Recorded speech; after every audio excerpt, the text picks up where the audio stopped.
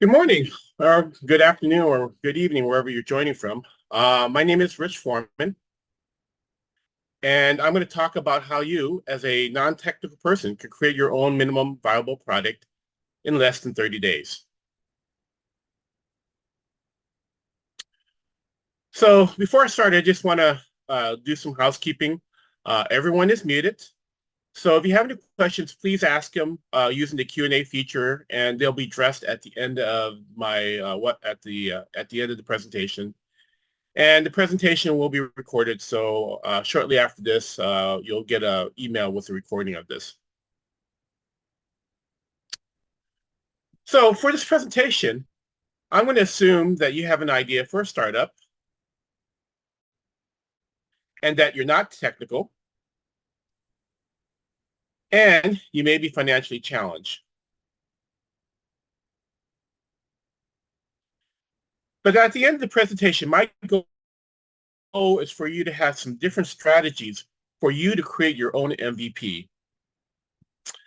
So what I'm going to talk about today is I'm going to do a self-introduction.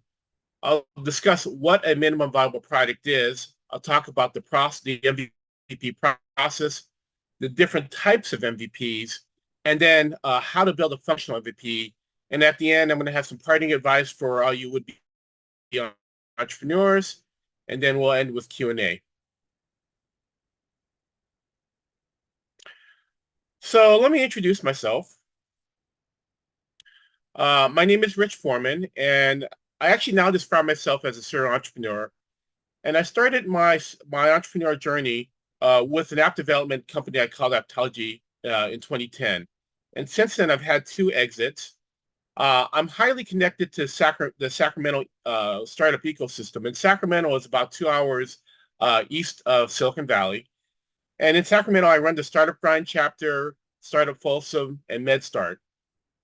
And, if that wasn't enough, currently I'm working on two startups. One is a medical startup, and the other is an AI startup. I feel like everyone needs to have an AI startup nowadays. A lot of what I'm going to talk about today is my experience running Apptology, where my team and I literally have developed way over 500 apps since 2010. We've learned a lot from our customer successes and failures. And really, I feel that you'll learn a lot more from your failures. So what is an MVP? And this is where I'm going to pause for some commentary. So entrepreneurship is a hypothesis. You have a hypothesis that by solving a problem, you can actually make money. And this is where an MVP comes to play. You want to build something quickly and inexpensively to test your hypothesis.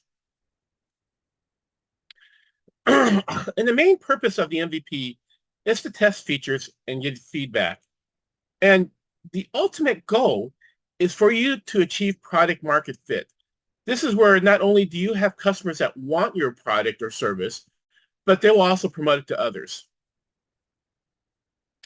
So it's an iterative process. So you build an MVP, get feedback, you learn from it, and then you rework your MVP. Or you decide that this isn't working and you do something else.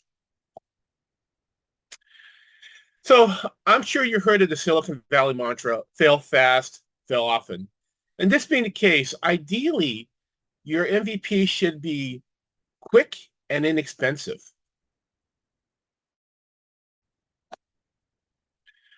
So let's discuss the MVP process.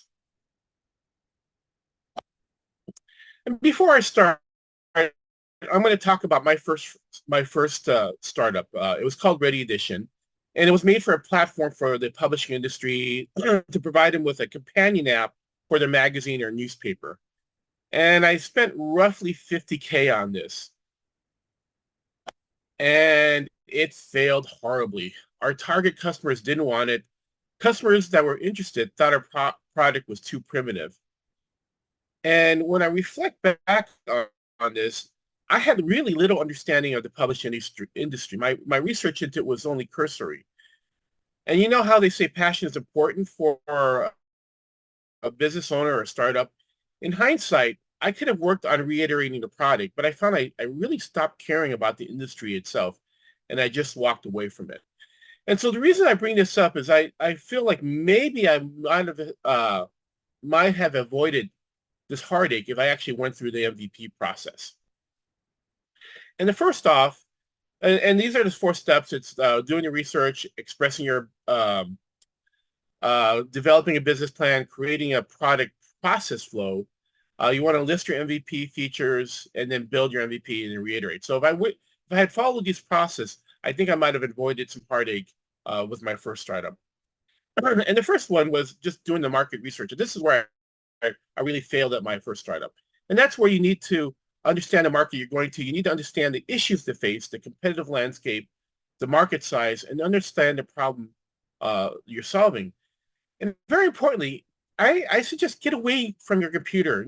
Stay away. Just do more than a Google search. Talk to potential customers. And with my last startup, one of my biggest reasons for failure is I don't think I didn't do the proper research, and I specifically only maybe talked to a couple of customers. I needed to talk to a lot more before going forward.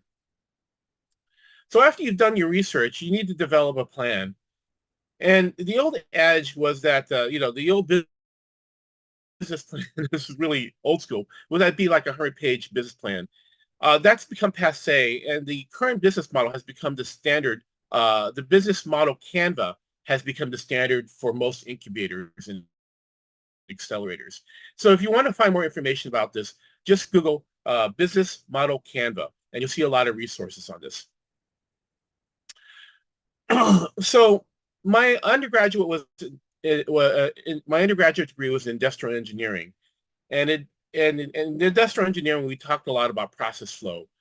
And so what I suggest is in developing a solution for your customer, you need to do a process flow of the current of what the current process is, what the current problem is, and then what you then do is then create a separate process on how your solution can improve the current situation.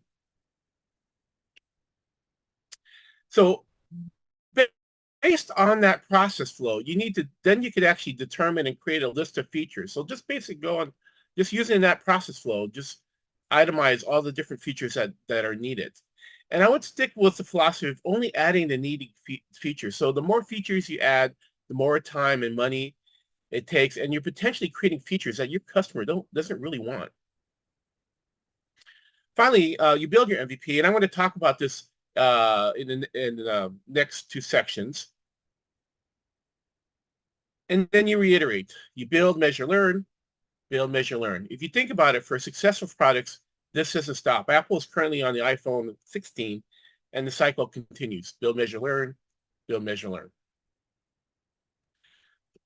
Again, the goal is product market fit. And when you have customers that are not only willing to buy your product or service, but they will recommend it. So let's go over the different types of MVPs. And for this section, I'm going to break it down to low fidelity MVPs, which I almost would describe as part of your market research, and high fidelity MVPs, which I would describe as being functional. So let's start up with low fidelity MVPs. And one is the explainer video. So the founder of Dropbox, when he was developing his MVP, he was working on a functional MVP, but it still had a lot of issues. And so what he ended up doing was creating an explainer video. And in that explainer video, he just basically described what he wanted to do. And then he actually used this for his YC application. And so Dropbox is very successful now. So you see if it's successful. He got enough people interested based on this explainer video. And by the way, he also got accepted to YC. Another type is landing pages. And the founder Buffer started with only a landing page where you can see the screenshot here. He described the features of his product and he tweeted it out. And then he asked people for their feedback. So when people saw this, they actually, when they clicked on that button in the middle, it says plans and pricing. They got a message that, it's still in development, and it just asked for their email and contact information. So he got enough feedback where he said, okay, this is something worth building.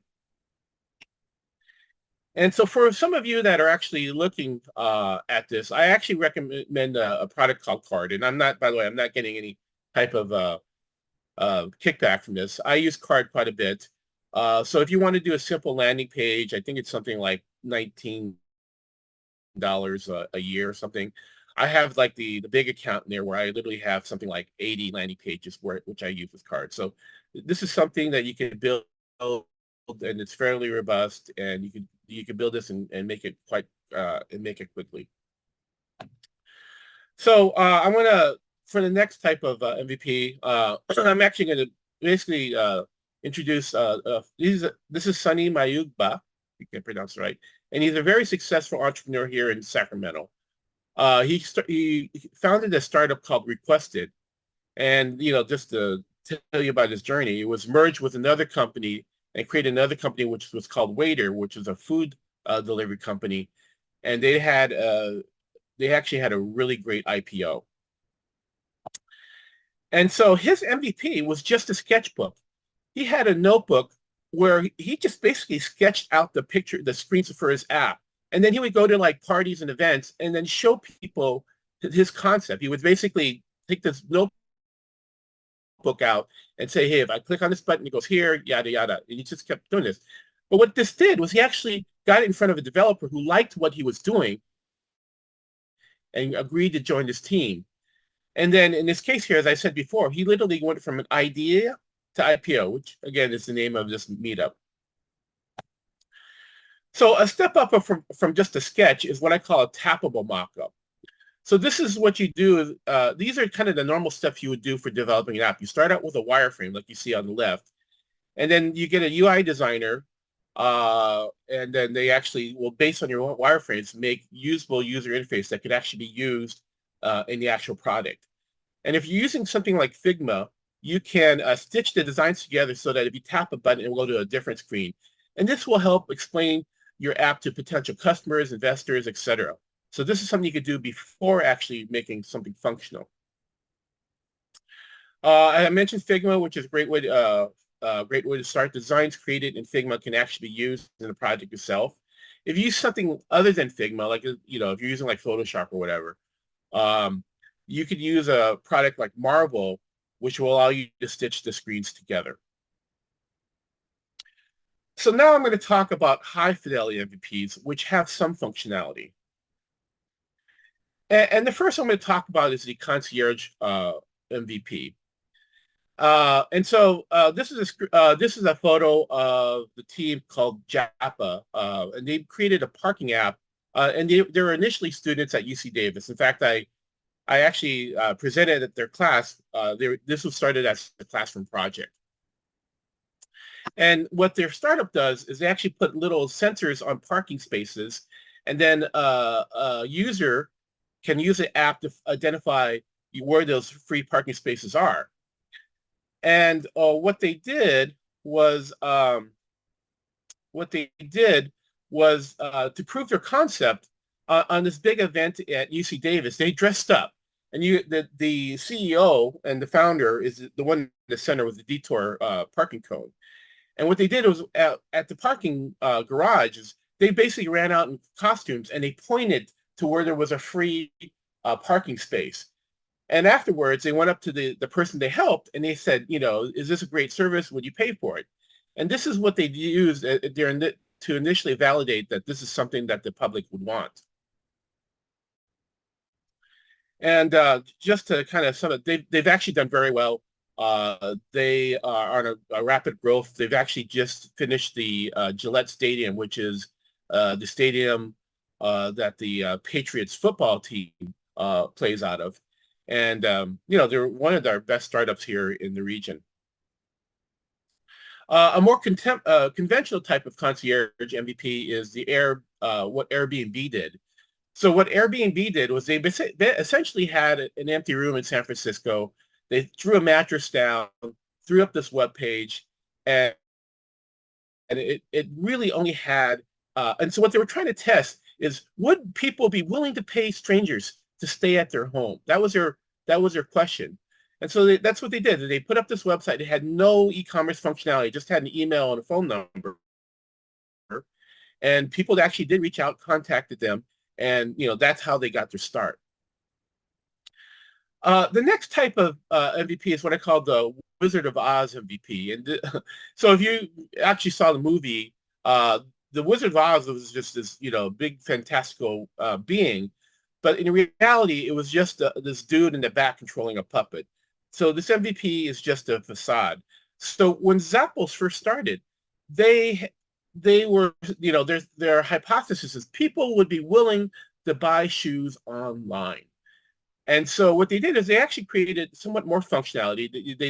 They did enable the e-commerce in here. But what they did is they just took pictures of shoes at a local shoe store. And whenever someone bought a pair of shoes, they would go to that shoe store and buy it and ship it out. And so that's how they proved their model. And finally, the method that I think most of us think about is actually creating a functional MVP. And this is what I think most people will think about. Something that actually works and you could actually somewhat take to market. And I'm going to talk about that a little bit deeper in the next section. So what I'll do in this is I'm going to talk about the different ways to create a functional MVP. And so there's really three ways that I'm going to cover. I'm going to talk about traditional method. I'm going to talk about using existing source code. And I'm going to talk about using a no-code platform. So let's talk about the traditional method. And at a high level, when I was doing Apptology, this is what I would describe it. You build a wireframe, build a user interface design, and then start coding. So if you remember from the mock-up section, the first two steps, the wireframe and user interface design, if you had done that in the mock-up, you're already on the way to building your functional MVP. The other thing that's typically not seen when you do this is that it will also require some sort of backend. So most apps right now will need to have a cloud database to rely on. This is something we typically would build on AWS. And a good example, Yelp essentially is just a database of restaurants and businesses, and the app is just a way to access that database. And something people don't think about is that there needs to be annual maintenance. When I deal with a client, I typically recommend that they take about 20% of what the initial build is and budget that for annual maintenance. And this is to do any kind of, at a minimum, like if you're where Apple and Android do major updates on the operating system. So as a minimum, you just need to make sure that your app supports the current operating system. And then obviously, if you remember the iterative cycle, you also want to get feedback and update your app as you get feedback from the market. And building from scratch is not cheap. If you were to come to me to build it, I would say at minimum, it would be about $20K. I've seen projects get quoted for north of $1 million. And it would take some time. Some projects would take over a year to build. And because if you're going down this route and the project is long length, projects can fail. And this could be for many reasons. Developers leave, founders leave. I had a founder die on me. And the other problem I see a lot is, scope creep. And so the more and more features are being added on as the MVP is at the initial build is being built. And then the other one is they just plain run out of money. So having this long, big project is kind of scary. So another way to create an MVP is to start with existing source code. And so after Uber had launched, I was approached by all sorts of variations of Uber. So I saw the Uber for plumbers, the Uber for hair blowers, and on and on and on. And to build an Uber from scratch, and you think about the complexity of what's in Uber, it's fairly expensive. And just right off the bat, I would say it's about a $100K project to build it from scratch. But there's actually a cheaper way and a faster way to do this, and that's to start out with an existing source code. So if you go and you can do a couple things. One is you can just Google source code marketplace, or you can Google Uber source code clone. And you'll find some developers out there that actually have already created the, source code for, these different types of platforms. And the thing is, you still need a developer. You'll still need a developer to customize it, to maintain the back end, and to do the maintenance. A lot of times, if you buy the source code from one of these vendors, they will actually do the, for an additional charge, of course, do the customization and any customization you might need. One thing you really want to do for this is you want to make sure that if you work with a developer, or if you work with the source code vendor, that you actually have the business entity owns the IP, owns the source code of that was developed. So let's discuss developing an app using a no-code platform. So this is, by definition, a no-code platform is a software development tool that allows users to create applications without writing code. And I'm going to say add or little code. So ideally, if you know a little bit of coding, it will help you. It's relatively inexpensive. Instead of spending tens of thousands of dollars, you could actually start out with a free trial by putting your credit card on these platforms. Apps can be built extremely fast. I built an app for the California Health Data Hackathon. It was an app for the Sacramento County WIC office, and my team won the $10,000 prize. And we built an iPhone and Android app in about 2 days. These platforms are feature rich. They support a lot of commonly used features, and typically they're more content type features. And there are a number of design templates you could choose from. And if you have a good designer can make these templates look really good. The other positive is the back end is included. It includes a CMS, or content management system, that will allow you to track users, send out push notifications, track analytics. And the other advantage is that of using a no-code platform is that the maintenance is typically included. I'm going to talk more about a case study, but when I was working at Cordico and we were being acquired by a private equity company, their CTO asked me, and we had developed the whole platform using this, their CTO asked me if what was the additional cost whenever we brought on a new customer. And I looked at him and I said $20 per month. And I remember seeing his mouth dropping. There are some limitations. They have limited features, so they have limited design templates, and scalability can be an issue. So there was a local startup here that built their platform using Bubble, and they started getting success. But the way their model worked was the more users they got, the more their monthly cost, the more their cost increase. The other issue is that you do not own the source code, and I'll address that in a little bit. But these platforms own the source code, and you do not own the source code. But there are some things, like if the app doesn't support all the features you're looking for, there's a possibility that you could actually leverage third-party integrations, or you can build a web app and then embed it like an iframe within the app. And then when I worked with a client, if you have a whole list of features, I worked with and then I have a picture of a garbage can here, because basically, if you have a whole list of features that you want to put in your MVP, and the no code platform doesn't support all of it, maybe take a hard look and look at the features that you want to add. And is it really that important? Is it really worth the extra tens of thousands of dollars, or can you live without it in the MVP? And this is a situation. I talked to a startup a few weeks ago, and initially he told me a lot of his features that he wanted, but there was one feature that the no-code platform didn't support. And then I just said, is that really worth it? You're going from like, almost nothing to build the MVP to tens of thousands. He thought about it for a while. And he goes, yeah, I actually probably do that or do with it right now and do it later.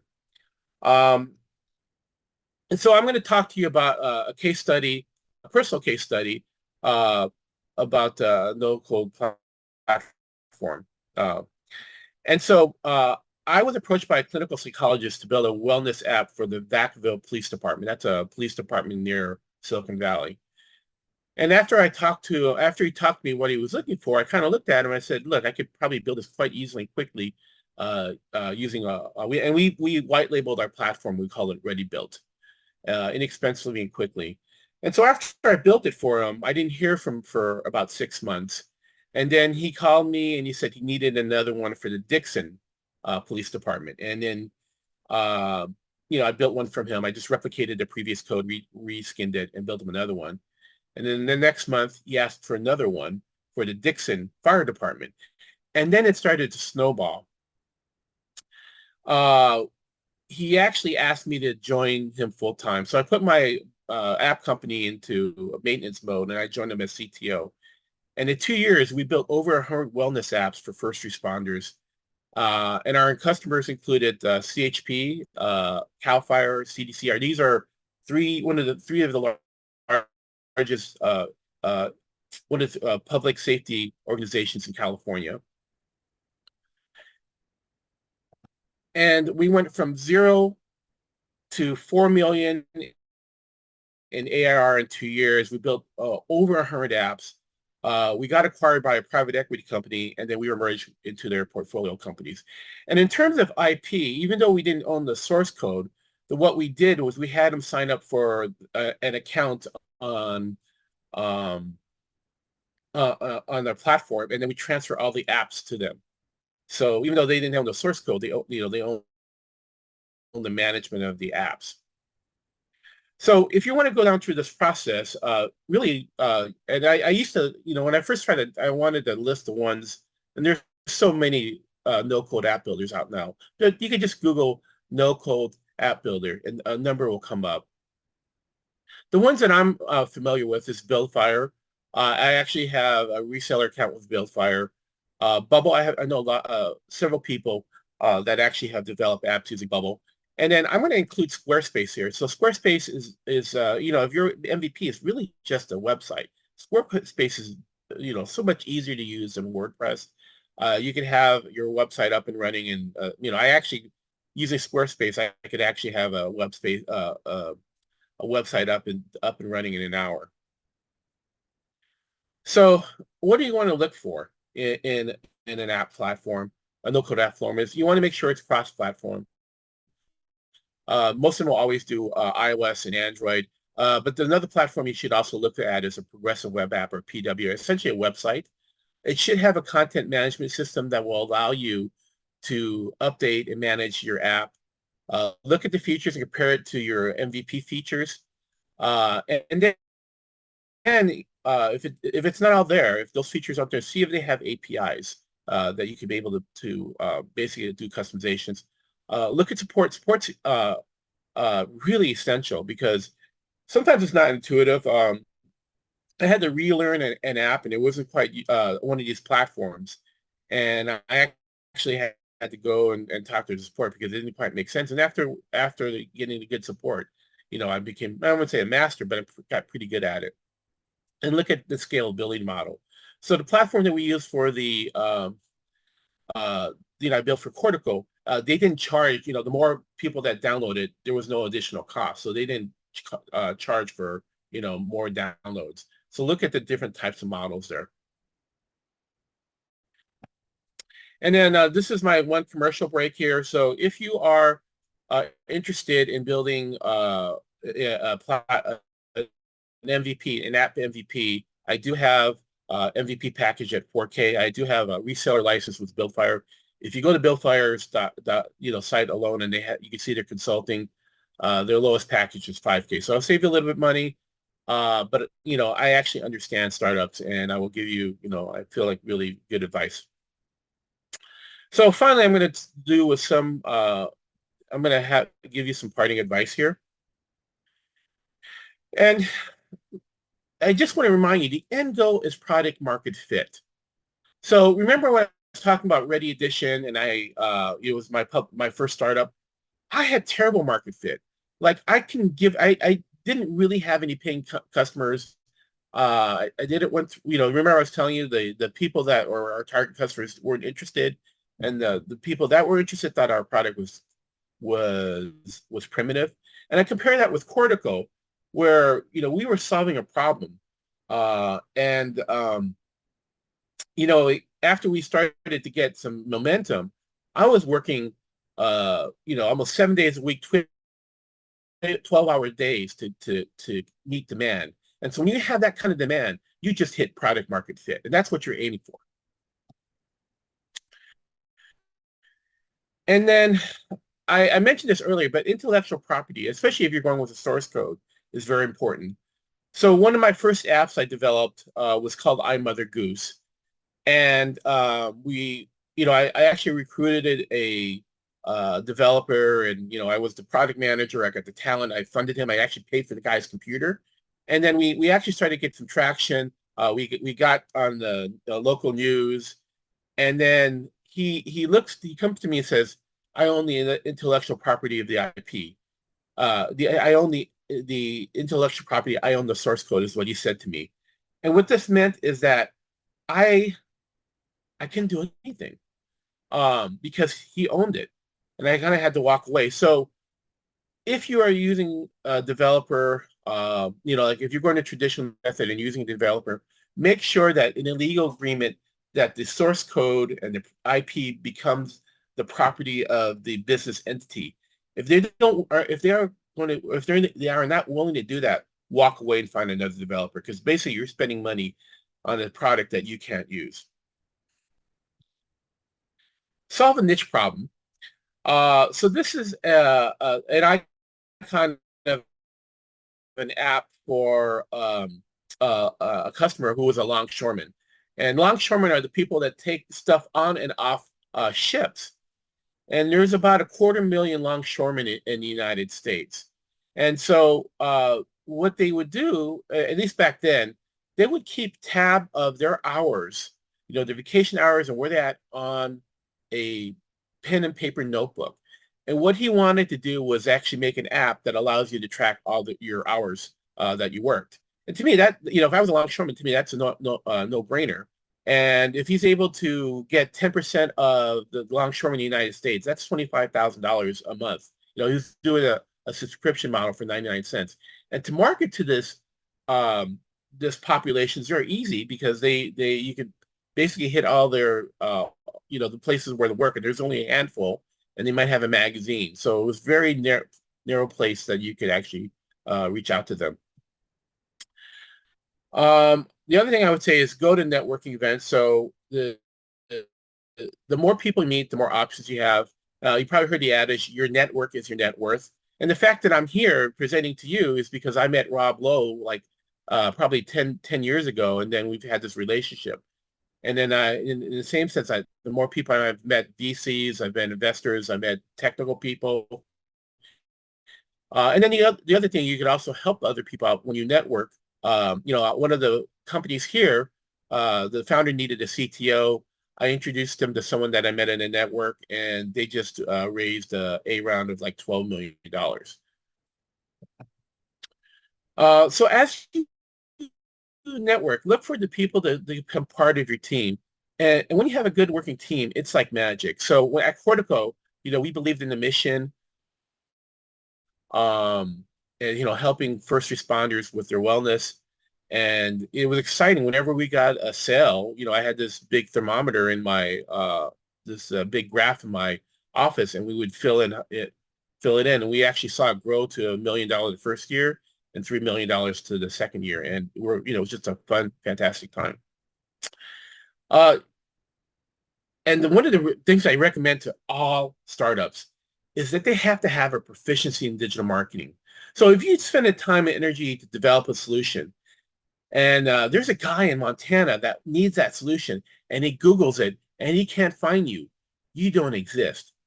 So there are a lot of resources, but you should have a basic proficiency in digital marketing, specifically search engine optimization. And there's a concept called nail it and scale it. And I'm going to give two case studies. One is Rocket Spoon. Rocket Spoon was a YC, darling of YC. They did basically food. They made food and they delivered it. And they were a darling of YC. They started out in Oakland.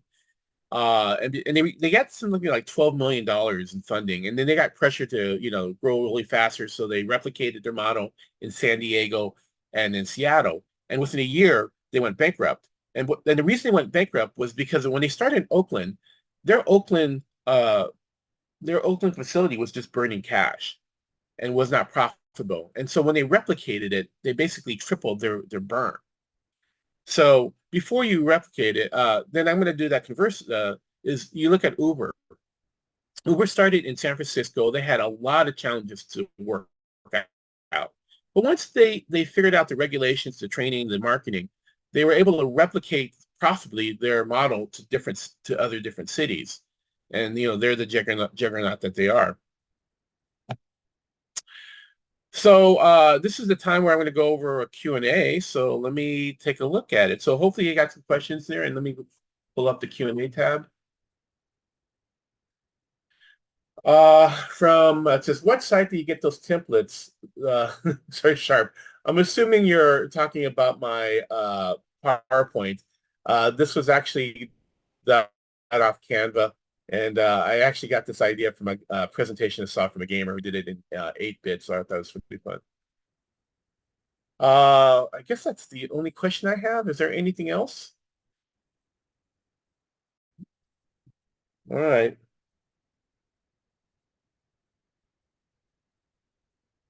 Oh, there's someone that raised their hand. Let me see what the hand raise is. Savia, let me go ahead and allow you to talk.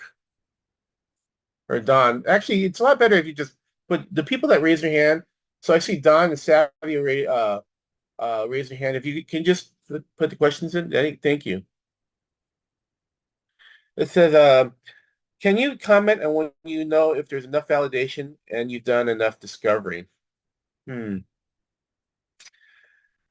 There's several routes of thought, and I think this comes to a personal decision. I think there's an advantage, like if you are in industry, let's say you're in the accounting industry and you see a problem, I think that's one situation because you live the problem that you should, you maybe ask more people, but you probably know the problem well enough. And I've seen, like, if you did something like Startup Challenge or a Startup Weekend, those are programs where you meet over weekend and you try to validate an idea and present on the, you meet on Friday and start on Sunday. I think that, they're targeting like 20 to 30 people that you reach out to over that weekend.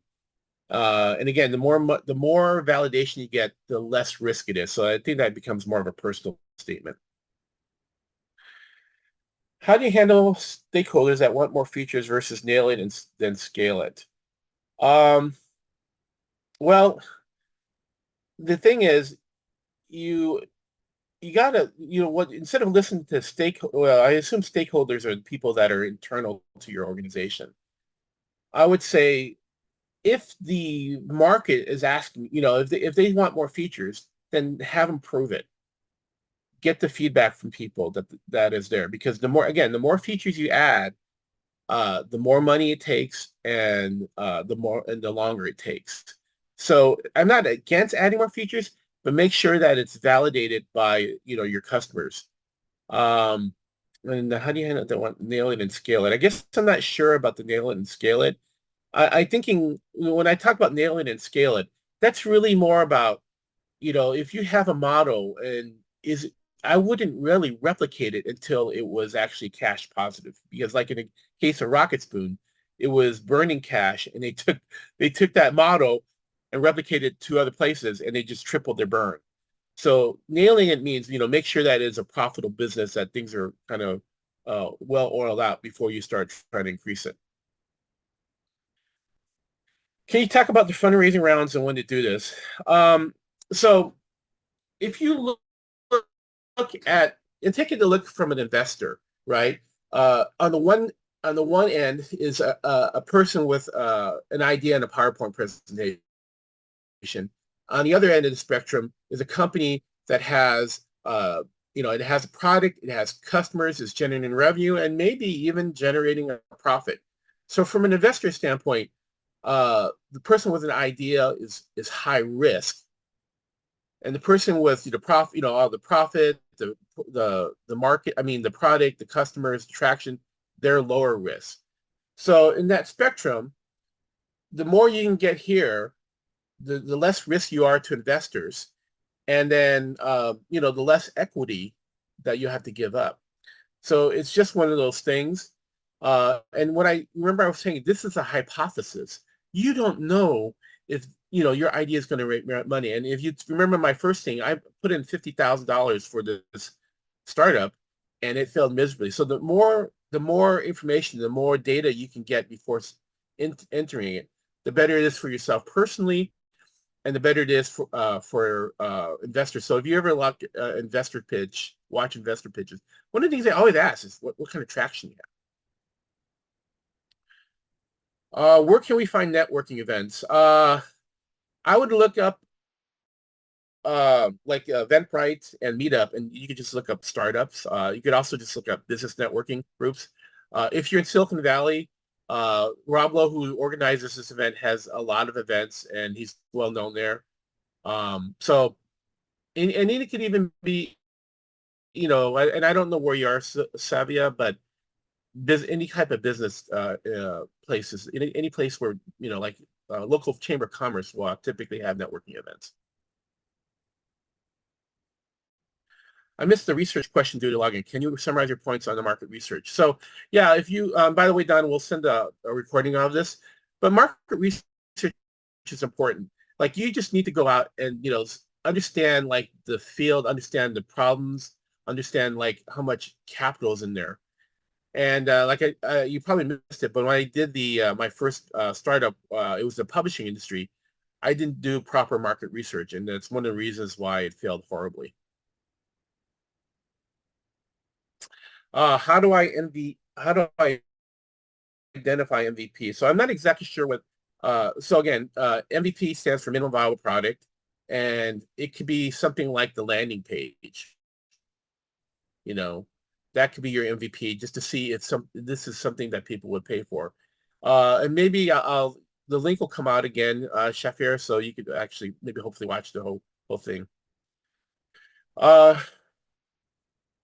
If you want to create a marketplace with no-code platform, what would you recommend? I assume a marketplace you might be talking about like it's just probably a website. So maybe you would just use Squarespace, and then you could manually put in different products and manually have an e-commerce. I'm not exactly sure what the marketplace, but if you just want a simple marketplace, you could probably do that with Squarespace. It may be a little bit of a concierge, or maybe a little bit of a Wizard of Oz thing, but you could just start with Squarespace and then put whatever the items you are first. But Squarespace does have an e-commerce module, so that might be a place to try. Which no-code tools do you recommend where you own the source code? Actually, Vicky, I'm not aware of any no-code tools. Typically, they are a SaaS model, and that's their proprietary information. So that's one of the disadvantages of using no-code, is you will not own the source code.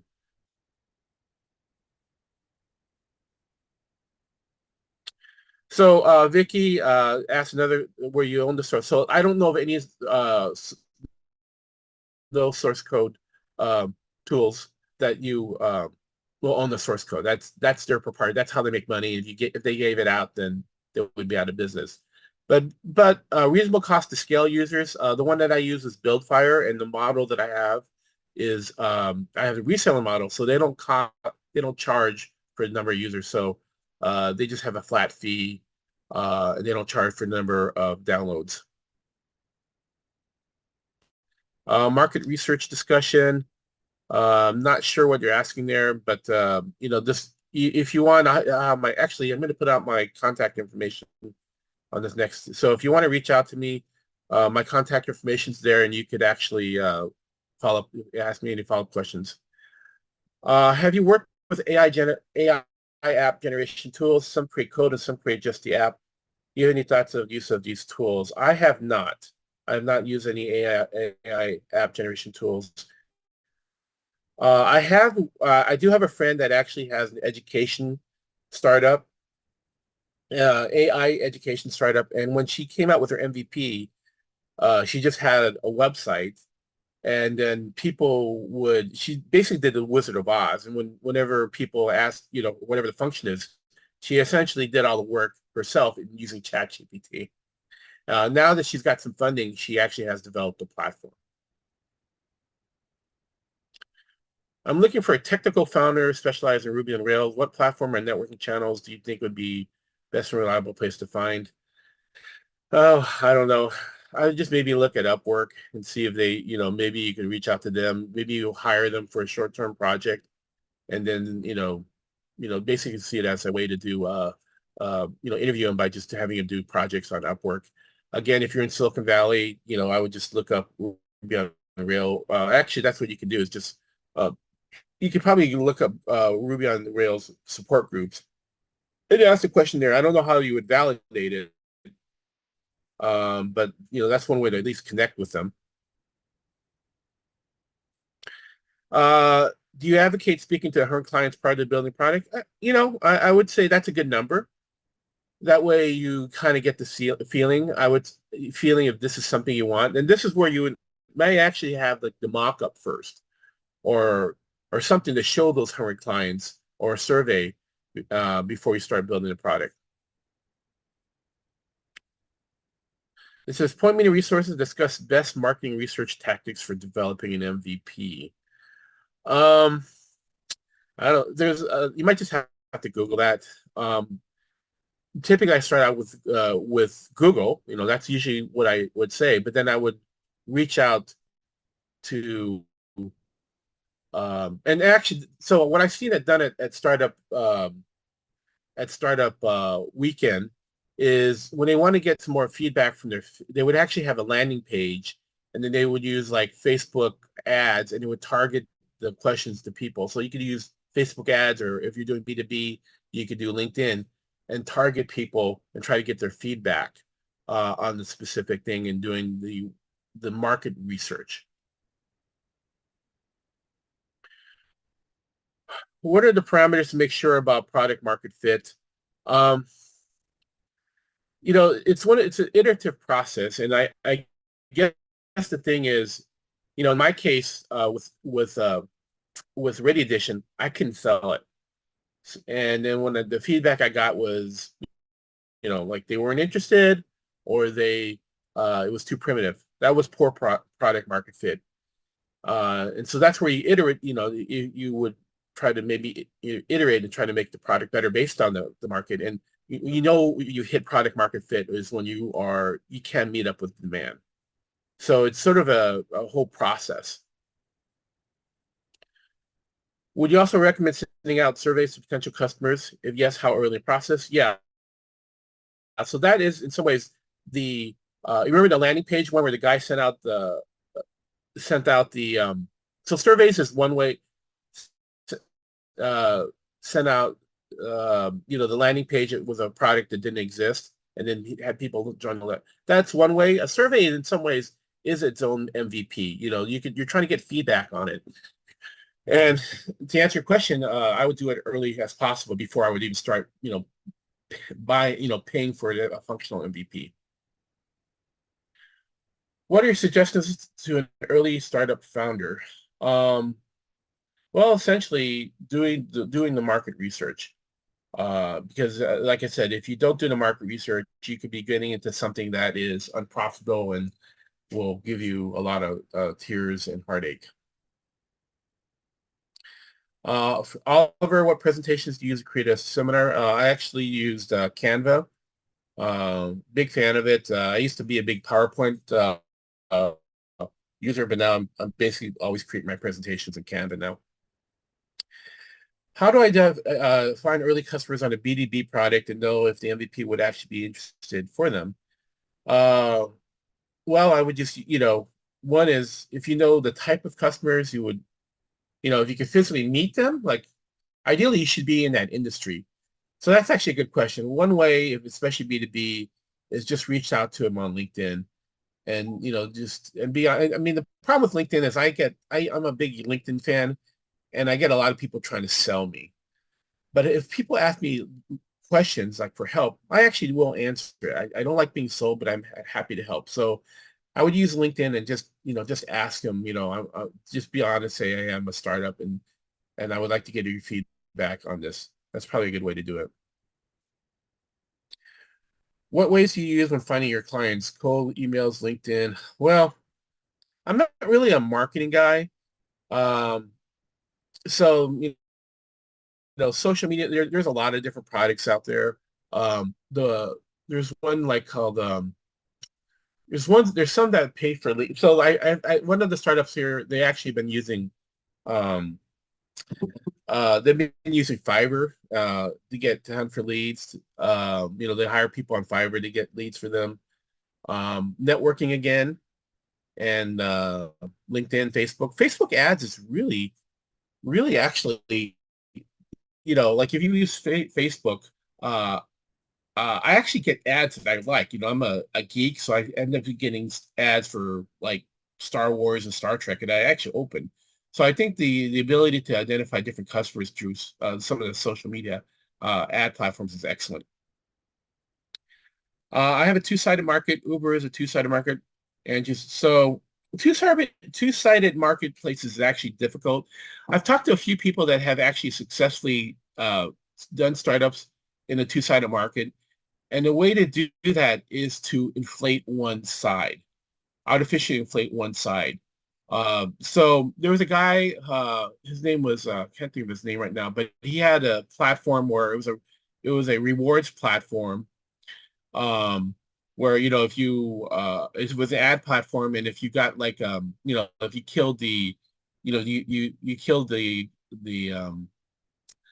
dragon or saved the princess in a game, if you hit it, you could actually get a coupon for like like a dollar off something or whatever. So that it was kind of rewards model. And when he first did that, what he would do is he would pay for the rewards himself, and then he would show, using this, he would actually show some potential advertisers that they worked. But initially, he had to actually artificially inflate one side of the market. How do you know when to pivot? Basically, that's a good question. So there's a question that either, then the thing is, if you've done it for a period of time and you're not getting traction, and the feedback, and so it's not just the traction, but you need to get in front of people and ask them, is this what you want? Why aren't you buying this? And if they're giving you, if a number of people are telling you the same thing, that's when you need to pivot, or maybe just walk away.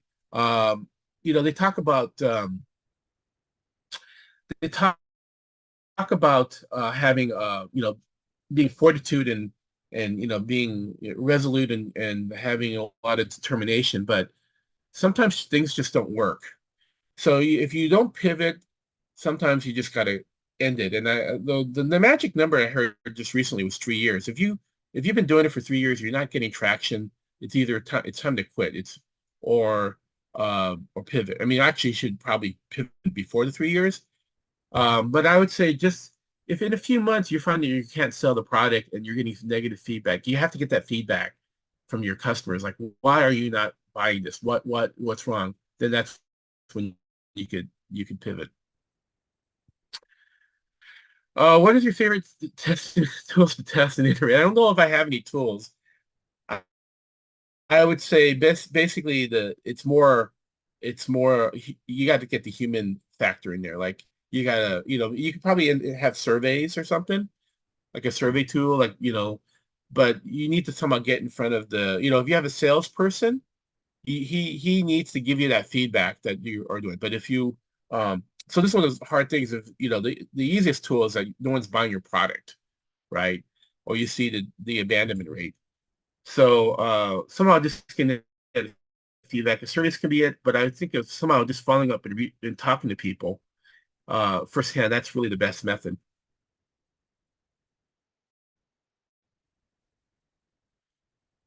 Because I understand market research is crucial for validating the solution to identify a problem, but one step ahead of it, how can we identify real problems? Well, um, what I see so is some of the best innovation is done by the people that are in the industry. So if you are like with Cordico, the person that actually had the idea was a police chief, and he saw, as a police chief, he saw a lot of, I mean, the biggest killer of first responders, of cops and firefighters, was suicide. And he saw this as a problem, and he wanted to solve the problem. So ideally, if you're an insider, if you're someone that is in an industry, you will see the problem. If you're outside, it's harder. And maybe only way you could see it is someone from the inside is telling you this is a problem. Can you talk about artificially inflating one side of the marketplace? What does that mean and how would you do that? So in a two-sided marketplace, like Uber is one where you actually have to, you have drivers and you have customers. So, and I don't know if this is what they did, but maybe in the case of Uber, what they had to do was, the startup employees actually went out in their own cars. So they artificially, had their own drivers. The people that were Uber, that were part of the team became drivers. So they artificially inflated one side, and so then they can market it to the passenger side. So somehow, if there's two things, one of those things, it's like chicken before the egg, and somehow you have to artificially, you actually have to somehow support one side of it to show to the other side that there is value. It says, based on your experience, what are the primary entrepreneurs' motivations? Being successful, thinking of existing, or the primary motivation, being successful, thinking of existing, or exiting, changing the world, creating an impact. Hmm. I think in general, if you are genuinely concerned about your customers, that will manifest itself. So when I was doing Cordico, I didn't know much about law enforcement, but as I was doing it, as I was doing apps for them and I was learning, I really cared about them. And I wanted this app to help firefighters and law enforcement. And so that was my motivation, was to help them. And I think it showed. One of the things I'm proud of at Cordico was that we prevented 4 suicides. And I think that is being authentic and genuine, that you want to help your customers. So to answer your question, if you can genuinely show your customers that you're genuine in helping them, that manifests itself, and the rest, money and everything else, will come around. It will come to it. Oh, what is the entrepreneur's main job? And I would say the big thing is don't run out of money. Once you run out of money, you're dead. That's like money once you are out of money, game over. Hence this thing. So somehow keeping money in there. But like when you're doing a MVP, obviously you're not creating revenue. So sometimes my suggestion is to keep your day job before, that way you can, the problem with doing a startup is, it is not generating revenue. You're spending money for marketing, you're spending money to create the product. So especially first-time entrepreneurs, keep your day job so that you can have, pay for rent, yada yada. I always say that the best time to be an entrepreneur is just when you left college. You graduated from college. You could live at your parents' home. You could eat top ramen a day, work crazy hours. Don't be like me and become an entrepreneur when you have a mortgage and kids. And I'm lucky that, we were successful, but there was some really hard times that in doing that. Okay, I think we are at 10 o'clock. That's been a full hour. Um, I thank all of you for attending and having a very engaging Q&A. And here's my contact information. Feel free to reach out to me. If you're interested in the 4K package, you could do that, or you could just email me and we could talk about it. It may not be the right thing for everybody. And again, I thank you for your time. And you guys have a great day, and I hope you got something out of this.